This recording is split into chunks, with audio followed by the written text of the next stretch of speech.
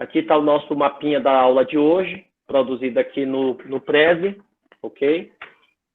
Então, primeira questão que nós vamos discutir quando a gente pensa sobre o tema pessoa jurídica, até vai ser um pouco revisão, porque essa primeira parte eu já falei, já compartilhei com vocês, é qual que é a razão de ser da pessoa jurídica. Então, a gente discutiu até rapidamente que a pessoa jurídica, ela nasce dessa necessidade ou da própria convivência em que as pessoas se unem para produzir algo, né? O homem é um animal sociável, né? O homem é um animal da polis, é político, ou seja, é nessa sociedade que o homem sente a necessidade de ter a ajuda uns dos outros para construir algo, né? O homem se percebe na sociedade que sozinho ele não pode fazer todas as coisas. Então, a própria ideia da pessoa jurídica nasce dessa necessidade de construir algo maior, de desenvolver algo a partir de objetivos comuns. Então, aí está o cerne da pessoa jurídica, que, na verdade, como dizem, transcende as possibilidades individuais. Muitas vezes há objetivos que você sozinho você não pode desenvolver. Portanto, os homens unem seus esforços para a realização de objetivos comuns. Também, a questão da pessoa jurídica é algo que se tornou tão comum nos nossos dias que, se nós formos olhar ao nosso redor, é uma coisa tão natural que a gente não se questiona mais o que é pessoa jurídica. A gente entende isso, por quê? Porque faz parte do nosso dia a dia. Você vai em uma repartição pública, você precisa de uma pessoa jurídica de direito público, você compra o seu pãozinho de manhã cedo, você está lidando com uma pessoa jurídica, que é uma empresa nesse caso, mas você está lidando com uma pessoa jurídica, você tem que desenvolver atividades sociais, você vai à sua escola, você está ligado a uma universidade, ou seja, a pessoa jurídica ela já faz parte, faz parte da sua vida, do seu cotidiano. Então, você diz assim, eu estou na Unitins, você já entende que a Unitins, ela não é uma pessoa humana, ela é uma pessoa jurídica, e você consegue entender isso, tá certo? Que a Unitins é todo esse aglomerado de bens e de pessoas que compõem essa instituição, que é a Universidade Estadual do Tocantins, e que você entende que é uma pessoa jurídica, não é? Então, partindo desse pressuposto de que a pessoa jurídica já faz parte do nosso cotidiano, já faz parte da nossa realidade social. Então, essa é a razão de ser, é a necessidade de construir algo em que transcende as possibilidades individuais e que, portanto, nos unimos para formar essa sociedade ou essa pessoa jurídica. O conceito de pessoa jurídica, obviamente, dependendo do autor que você estiver estudando, você vai encontrar vários conceitos, mas, de um modo geral, eles vão trazer os mesmos elementos. Então, aqui, primeiro, eu gostaria de destacar que a origem do conceito, conforme o Cristiano Chaves de Farias, ele diz que esse conceito ele vem lá da escola pandectista, que é do direito alemão, e era uma escola de exegese do direito alemão que buscava interpretar o direito a partir de conceitos, né? E entendia que esses conceitos eram fruto da história e do costume do povo. Então, a origem dessa palavra pandectista, ela deve-se ao estudo focado no direito civil romano, sobretudo a parte conhecida como de gesto ou pandectas, que era do grego pandekomon, que significa recolho tudo. Na verdade, era a compilação de fragmentos de jurisconsultos clássicos. Então, essa escola pandectista, ela, na verdade, busca interpretar o direito a partir da jurisprudência de conceitos. Então, nasce daí a ideia de pessoa jurídica como um conceito que é construído a partir de quê? a partir dos costumes, né, da própria história da própria história do povo que nasce o conceito. É só para ter uma noção de onde viria a ideia do conceito de pessoa jurídica. Seria uma contraposição à ideia de que pessoa jurídica é apenas uma realidade que vem do código, ou seja, apenas uma realidade legal. Ela é um conceito que já está impregnado na realidade social. Então, o conceito que a gente traz aqui do Carlos Roberto Gonçalves, ele diz o seguinte: pessoa jurídica é o conjunto de pessoas ou de bens dotado de personalidade jurídica própria, constituído na forma da lei para a consecução de fins comuns. Pode-se afirmar, pois, que pessoas jurídicas são entidades a que a lei confere personalidade, capacitando-as a serem sujeitos de direitos e obrigações. Então, no conceito do Gonçalves, o que ele traz? O elemento principal, que a pessoa jurídica é um conjunto de pessoas, ou seja, as pessoas se unem para desenvolver algo. Pode ser um conjunto de pessoas ou bens, porque Professor, Oi, tem uma... o Rogério está pedindo para entrar. Todo mundo que chega atrasado atrapalha, né? Entra, Rogério, pronto. Voltando aqui para o meu esboço. Então, pode ser um conjunto de pessoas ou bens, porque aí nós temos uma ideia de uma sociedade ou temos uma ideia de uma fundação, que são pessoas jurídicas, tá certo? Podemos ter uma pessoa jurídica de direito público, que é um conjunto de pessoas e bens também que estão ali dotados para desenvolver determinadas atividades. Então, conjunto de pessoas ou bens dotados de personalidade jurídica, ou seja, dotado, o que dá essa personalidade jurídica, né? Lá mais à frente no próprio conceito, ele diz como é que esse conjunto de pessoas recebe essa personalidade jurídica. Então, dotado de personalidade jurídica própria no que sentido? Que diferencia a personalidade jurídica das pessoas que fazem parte das pessoas que fazem parte da pessoa jurídica. É distinta, né? A personalidade dos indivíduos é distinta da personalidade da pessoa jurídica, tá certo? Da personalidade jurídica. Então, a PJ, ela tem personalidade jurídica própria, ok? Pode-se afirmar, pois, e aí, antes disso, diz, constituído na forma da lei, portanto, uma pessoa jurídica, existe um procedimento legal para o nascimento da pessoa jurídica, para a consecução dos seus fins, para alcançar os seus fins, e isso é importante, porque uma pessoa jurídica ela tem uma finalidade, e quando ela tem um desvio de finalidade, portanto, nós poderemos ter aí alguma consequência legal quando há desvio de finalidade na pessoa jurídica. Pode-se afirmar, então, que as pessoas jurídicas são entidades a que a lei confere personalidade, como disse ali no início do conceito, não é? Dotadas de personalidade jurídica, e quem é que dá essa autoridade de pessoa jurídica? É a própria lei, né? Então, assim, todas as pessoas jurídicas, elas têm que nascer com a base legal.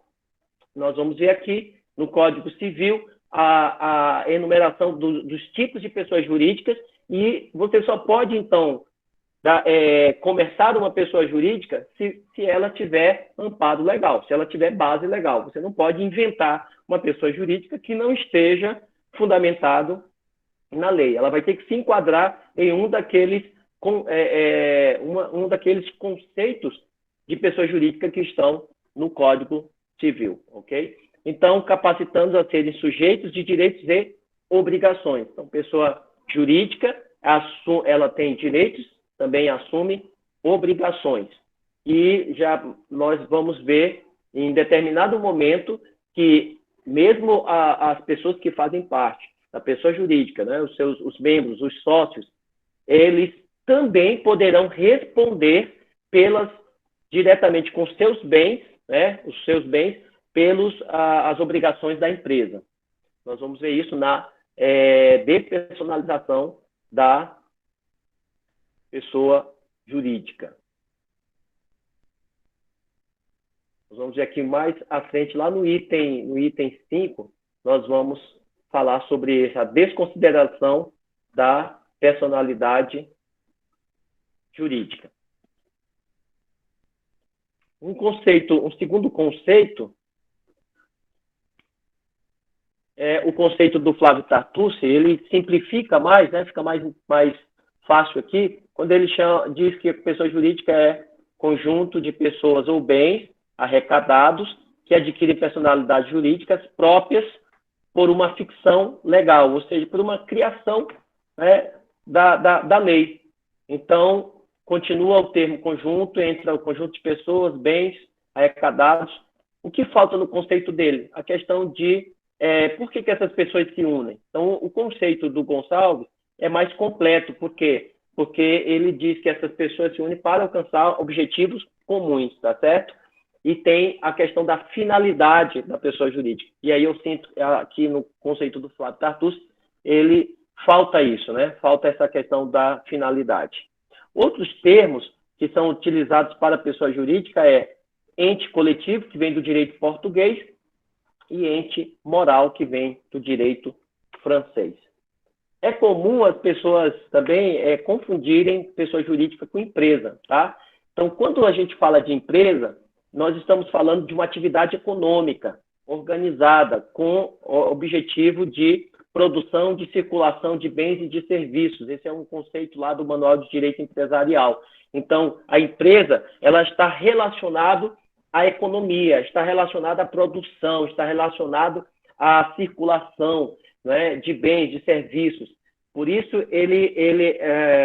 às vezes a pessoa pode confundir. A empresa, ela vai ser uma pessoa jurídica, pode ser uma sociedade econômica, pode ser uma sociedade limitada, ok?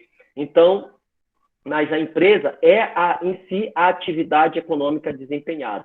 Então, é muito diferente o conceito de empresa do conceito de pessoa jurídica. Da mesma forma como o conceito de empresário é diferente. Empresário é aquele que realiza a atividade econômica da empresa, que é responsável pela atividade econômica desenvolvida pela empresa. Nós falamos aí de algumas teorias, tá certo?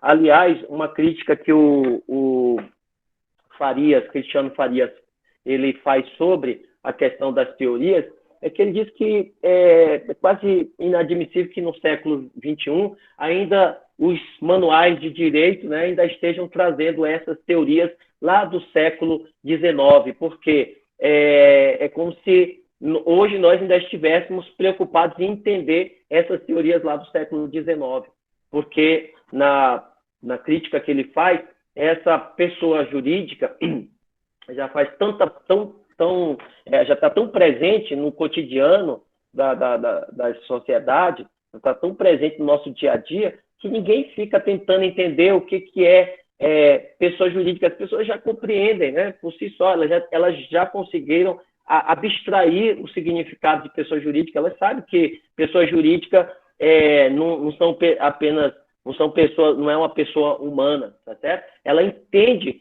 que aquilo que uma pessoa jurídica envolve pessoas, envolve as atividades realizadas por aquela pessoa jurídica. Ela entende que está se tratando de uma personalidade atribuída, né, pela lei, que ela não está lidando com outro ente. Ela não pensa assim, vamos dizer assim, a Fundação APAI. Ela não pensa que a Fundação APAI é uma pessoa. Ela sabe que é a ideia de um trabalho desenvolvido onde tem pessoas focadas em trabalhar com deficientes, deficientes físicos, deficientes também com limitações mentais e outras áreas, tá certo? Então, as teorias são essas: a teoria da realidade técnica, teoria da ficção, do Savigny, e a teoria da realidade orgânica. A teoria da realidade técnica, a pessoa jurídica é um atributo que a ordem jurídica estatal outorga a entes que a merecem, tá certo? Aqui está, deixa eu até trocar aqui.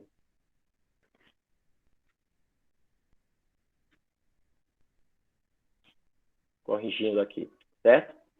Então, essas teorias aqui, qual que é a teoria que foi adotada pelo nosso ordenamento civil, pelo nosso Código Civil. Então, segundo o nosso Código Civil, nós adotamos a teoria da realidade técnica. Tanto a teoria da ficção, onde as pessoas jurídicas seriam uma criação, uma ficção legal, e a teoria orgânica que vai confundir a própria pessoa jurídica com as pessoas que fazem parte, que se juntam. A ideia de pessoa jurídica são as pessoas que compõem aquele serviço, que se juntam para prestar aquele serviço. Essas duas teorias, elas acabam se complementando e formando essa primeira teoria que foi adotada pelo nosso código, que é a teoria da realidade técnica, tá certo? Ou seja, personalidade jurídica é um atributo que é atribuído, sim, de forma legal para um conjunto de pessoas que desenvolvem essas atividades, tá certo? Então, essa é a teoria que foi adotada. Teoria da realidade técnica. Então, o Tartucci, ele diz que essa teoria constitui um somatório entre as outras duas teorias justificatórias da existência da personalidade jurídica. Quais são elas? A teoria da ficção, do Savigny, e a teoria da realidade orgânica ou objetiva, do Girk e Zitelmann, tá? Aí cada um com seu alemão fala aí do seu jeito, tá bom?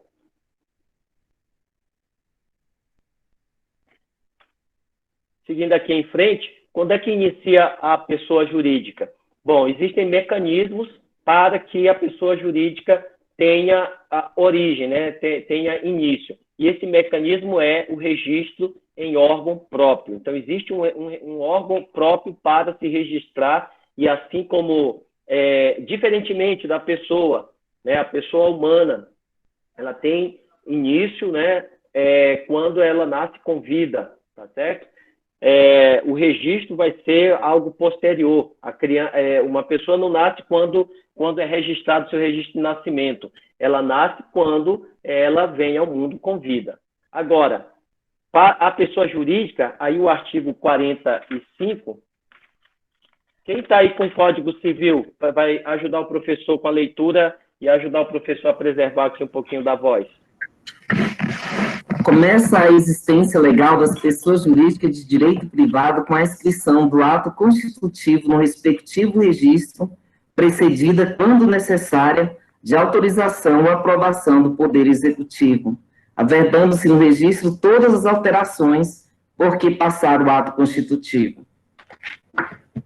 Muito bem. Parágrafo único. Decai em 3 anos o direito de anular a constituição das pessoas jurídicas de direito privado por defeito do ato respectivo, contado a prazo da publicação de sua inscrição no registro.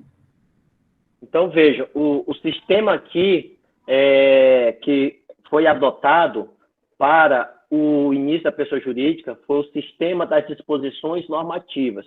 O que é esse sistema das disposições normativas? Ele é um meio termo entre reconhecimento e livre associação, ou seja, seriam essas duas ideias, né? Que as pessoas são livres para se associar e o reconhecimento dessa sociedade. Então, o que é o sistema de disposições normativas? Ele se divide em 2 etapas, que seria a formulação dos atos constitutivos. E quais são os 2 atos constitutivos para poder comprovar o nascimento da pessoa jurídica? Lendo aqui, começa a existência legal da pessoa jurídica, a inscrição do ato constitutivo no respectivo registro, precedida, quando necessário, de autorização ou aprovação do Poder Executivo, averbando-se o registro de todas as alterações. O ato constitutivo são 2, nesse caso. Deixa eu só aqui localizar aqui para vocês.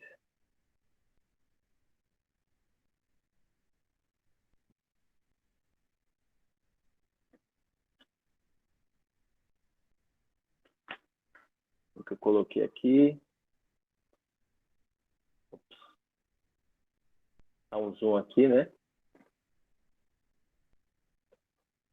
Um é o contrato social ou estatuto, né?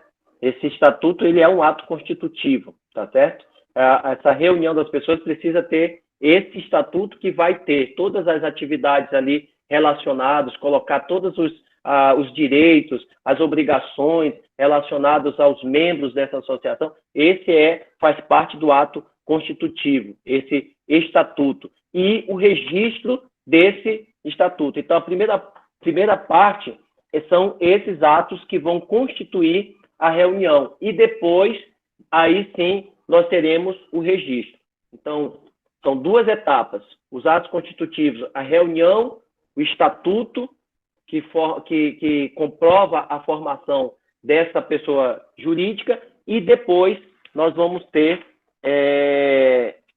o estatuto ou o contrato social, lembrar essa diferença, tá certo? Porque aí nós temos também essas duas formas. Então, quais são os atos constitutivos? O estatuto e depois o registro. Em seguida, a pessoa tem que se dirigir ao cartório competente, haverá uma diferença de alguns cartórios, e aí eu trago até um exemplo aqui para vocês, que é a Associação de Advogados Simples, que ele não vai acontecer lá no registro das pessoas jurídicas, ele vai acontecer na OAB, tá certo? Por causa do estatuto da OAB, tá certo? Então, queria só reforçar isso aqui para vocês. Uma outra coisa que eu queria lembrar a vocês é que as pessoas jurídicas, essa lista que nós vamos falar daqui a pouco, ela é números clausus, ou seja, só podem ser criadas pessoas jurídicas que estiverem listadas aqui no Código Civil, tá certo? Então, ela tem início a partir da lei e não do registro. As pessoas jurídicas, por exemplo, também de direito público é diferente. Então, as pessoas de direito privado, elas terão início a partir do registro no cartório. Já a pessoa jurídica de direito público, ela só vai ter o seu início, ela tem o seu início a partir da lei que cria a pessoa jurídica de direito público, tá certo? Já a questão da ordem dos advogados, a questão da associação de advogados simples, é conforme o artigo 15 e o artigo 16, parágrafo 3º do Estatuto da Ordem. Aí, no caso, essa sociedade, ela não é na junta comercial, ela vai acontecer na própria ordem dos advogados, tá certo? Então, aqui, o registro ele ocorre na junta comercial e no caso das sociedades empresárias, e as demais, como associações civis, fundações de direito privado, organizações religiosas, o registro deve ser no cartório de registro civil das pessoas jurídicas, tá certo? Conforme o artigo 1150 do Código Civil. Então, aqui, o artigo 45 trata disso. O que mais que o artigo 45 nos fala? Ele fala no parágrafo único que decai, ou seja, há um prazo decadencial de 3 anos para anular a constituição de pessoas jurídicas de direito privado, ou seja, um estatuto ou um contrato social que foi estabelecido ali, se houver alguma discordância, tem até 3 anos para poder, então, anular esse feito.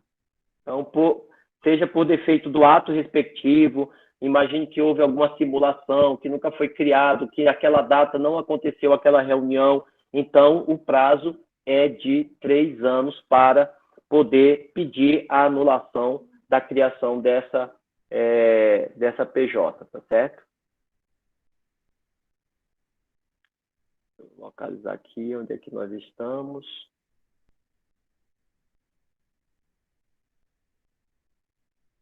Muito bem.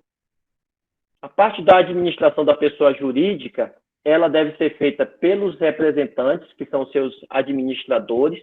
Os atos praticados pelos administradores vinculam a pessoa jurídica, ou seja, aquilo que for considerado lá no seu estatuto, quais são as atribuições, o que os administradores podem fazer, então está vinculado à pessoa jurídica. Aí a gente vai aqui para o artigo 47. O 46 vai falar do que precisa constar no registro, tá certo? A denominação, fins, o nome da individualização dos fundadores, o modo, inciso 3, o modo por que se administra e representa ativo e passivamente judicial, quem é que vai responder por aquela pessoa jurídica, se o ato constitutivo é reformável no tocante à administração, ou seja, se vai ser, quantos vai ter mais vice-presidente, qual vai ser a composição da diretoria, se pode reformular isso ou não, o próprio estatuto ou o contrato social aí vai ter que declarar isso, as condições de extinção da pessoa jurídica, tudo isso é importante, porque quando você estiver aí advogando também, se você for fazer uma revisão, por exemplo, uma análise de um estatuto ou de um contrato social, você precisa conhecer aqui, verificar esses itens do Código Civil, artigo 46. O 47 fala dos limites dos administradores. Obrigam a pessoa jurídica, os atos dos administradores exercidos nos limites de seus poderes definidos no ato constitutivo. Ou seja, os administradores não podem fazer aquilo que não está definido no ato constitutivo da pessoa jurídica. Então, seria desvio de finalidade, certo? Se eles estiverem fazendo fora dos limites definidos. Ou seja, ou tem que ser reformado o estatuto, se ele permite isso, e dentro dos critérios que ele permite, ou então pode ser anulado os atos dos administradores que estiverem contrários àquilo que estiver determinado nos contratos, nos atos constitutivos. Tá? O artigo 48, se a pessoa jurídica tiver administração coletiva, as decisões se tomarão pela maioria dos votos dos presentes, salvo se o ato constitutivo dispuser de modo diverso, porque há situações, obviamente, de determinados quóruns especiais que são definidos para cada pessoa jurídica. Então, a regra é a maioria dos presentes. E aí, dependendo do tipo de votação, do assunto que for discutido, né, da Assembleia Ordinária para a Assembleia Extraordinária, tudo isso tem que estar definido lá no Estatuto. Também aqui tem até 3 anos, decai em 3 anos o direito de anular decisões. Então, aquelas decisões tomadas em assembleia de condomínio, assembleia de associações, assembleia de igrejas, de fundações, tá certo? Dessas decisões, o prazo decadencial de 3 anos para anulação dessas decisões. Então, imagine que você toma conhecimento depois e um assunto que é importante, e aí você verifica que há um vício naquela decisão, que não foi obedecido o quórum. Você tem até 3 anos para questionar aquela decisão e pedir a anulação. Então, na parte de gestão de negócios, fala lá do artigo 861 do Código Civil. Já é uma outra questão, deixa eu destacar aqui para vocês.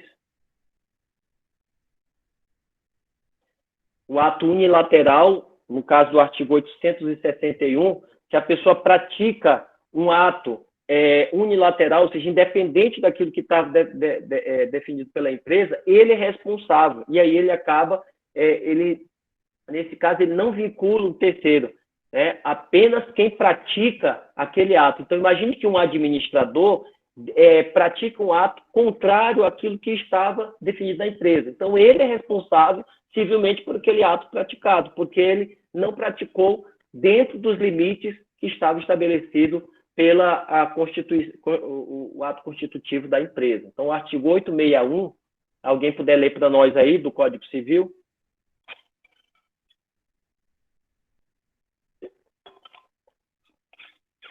Alguém pode ler o 861?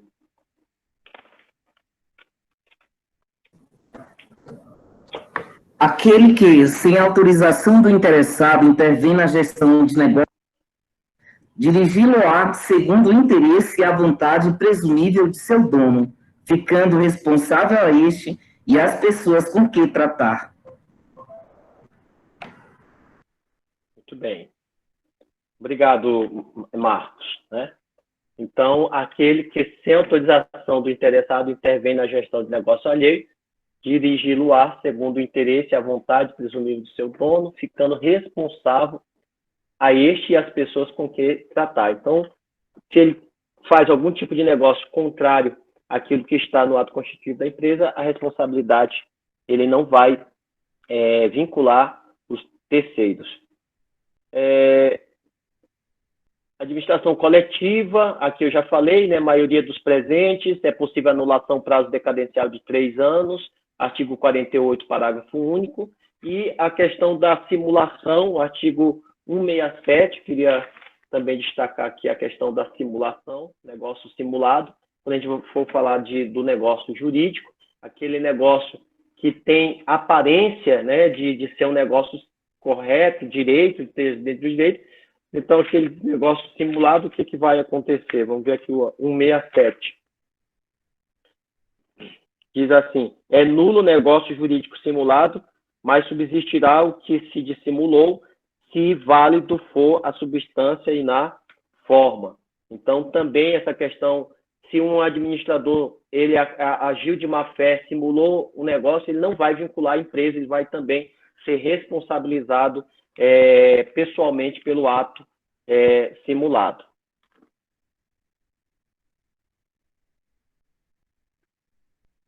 Um outro assunto pertinente é a desconsideração da personalidade jurídica. Obviamente, muitas pessoas se escondiam, né, por trás desse véu da pessoa jurídica para poder fazer negócios que iriam, no final das contas, a empresa não iria conseguir arcar com suas obrigações e os sócios sairiam ilesos, né, com seu patrimônio, porque o seu patrimônio era distinto do patrimônio da pessoa jurídica, e aí depois as pessoas ficavam no prejuízo. Então, com o amadurecimento da legislação, o artigo 50 do Código Civil, ele vai tratar exatamente desse abuso da pessoa jurídica, ou seja, muitos, e a gente sabe que até hoje ainda se faz isso, né? Vão abrindo empresas e pessoas jurídicas em nomes de terceiros, tem gente aí que ele desenvolve atividade, mas não está no nome dele, e aí vai camuflando negócios escusos, negócios que causam prejuízos a terceiros, e muitas vezes até você realmente chegar na pessoa, não tem bens nenhum no nome dela, ou seja, não é uma situação tão fácil. Mas foi justamente pensando nisso, para proteger o direito das pessoas, que o nosso Código Civil inovou com a desconsideração da personalidade jurídica, conforme o artigo 50. Então, a pessoa jurídica não se confunde com os seus membros. Essa é a regra do artigo 49A. O artigo 49A diz o seguinte: a pessoa jurídica não se confunde com os seus sócios, associados, instituidores ou administradores, né? E esse foi um artigo acrescido pela Lei 13.874, fala da liberdade econômica.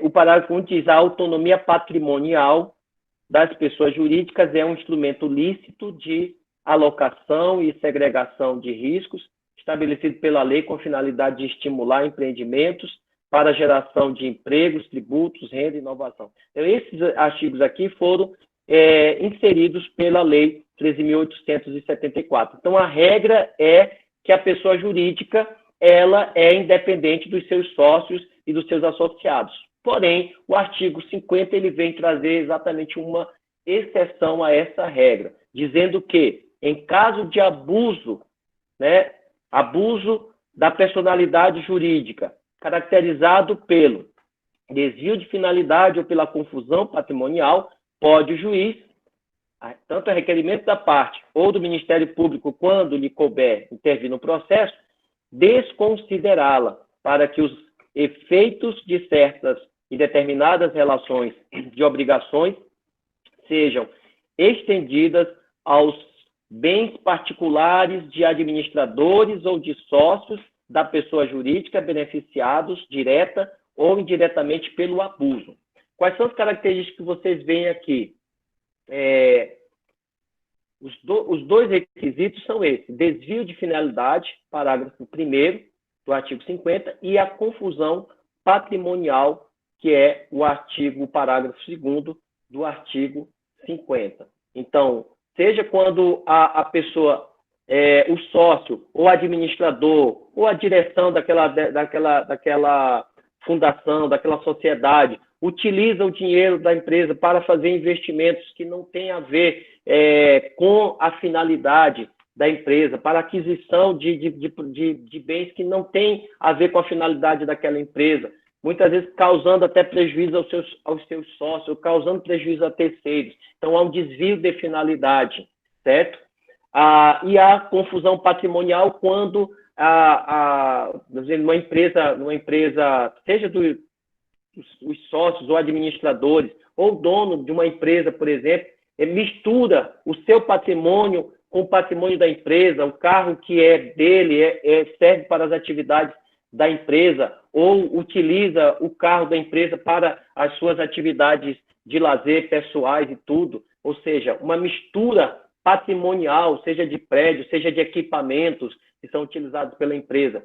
Isso pode configurar, são os dois requisitos.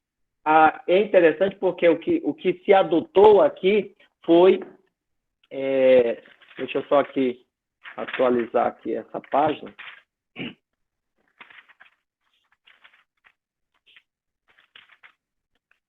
No nosso ordenamento jurídico foi adotado a teoria maior objetiva.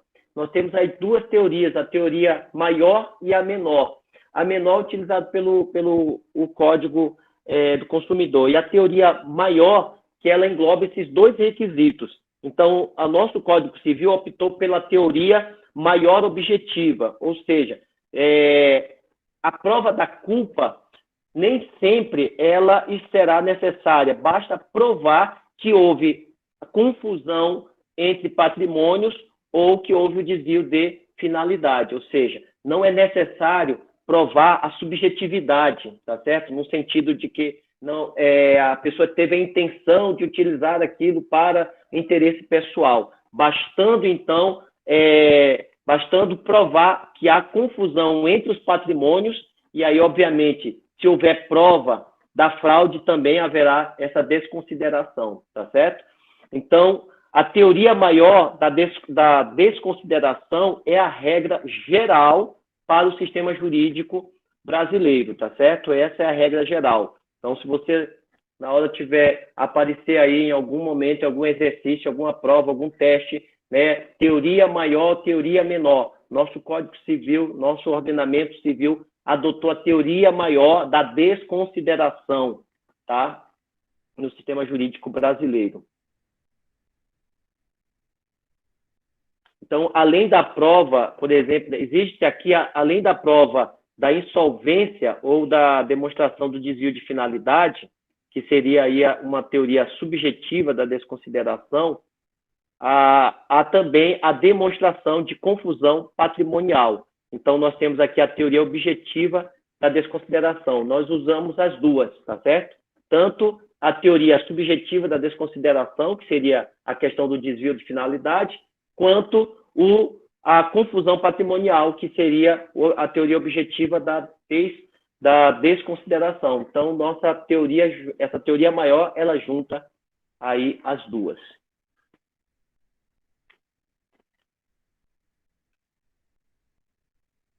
Só lembrando aqui, pessoal, que no material, não sei se eu já compartilhei esse material com vocês, nós temos dois modelos, né, o modelo norte-americano e o modelo francês, de onde vem essa ideia da desconsideração da pessoa jurídica, tá certo?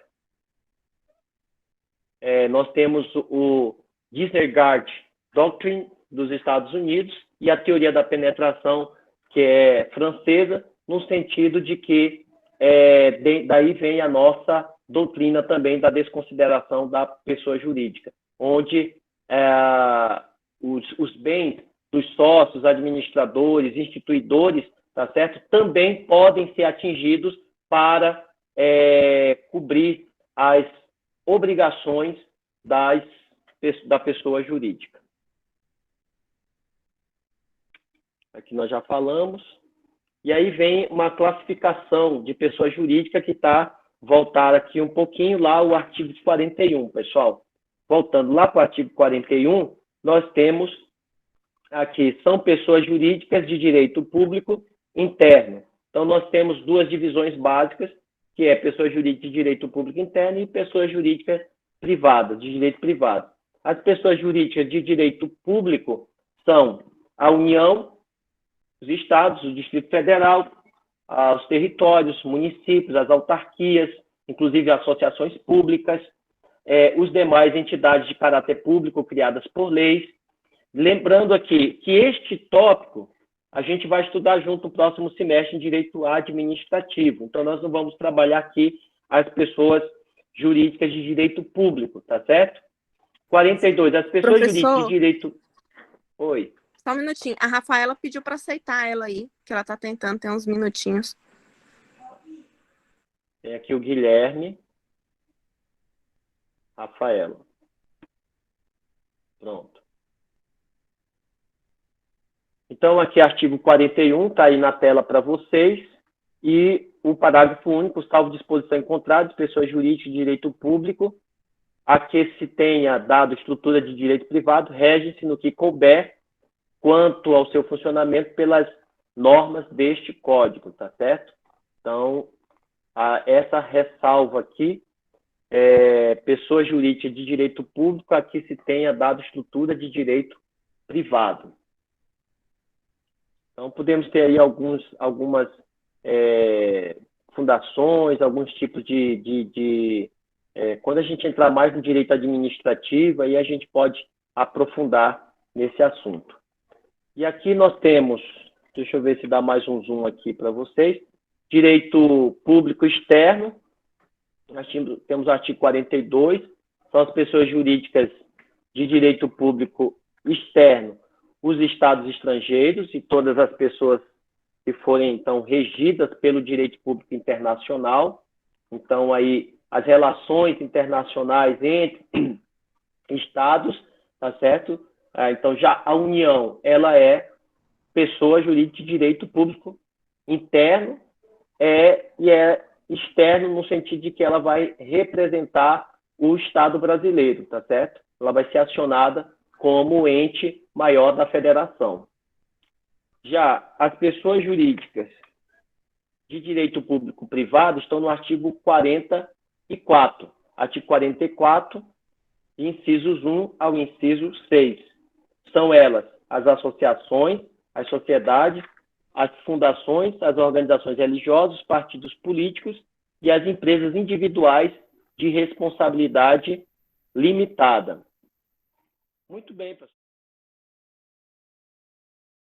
Temos aqui o domicílio da pessoa jurídica, que está no artigo 75. E o domicílio da pessoa jurídica, ela é necessário eleger um domicílio. Sabe que é importante por quê? Porque, às vezes, uma pessoa jurídica pode ter várias filiais, pode ter várias representações, ela pode estar presente em várias partes do território nacional e até em outros países, né? Até no exterior.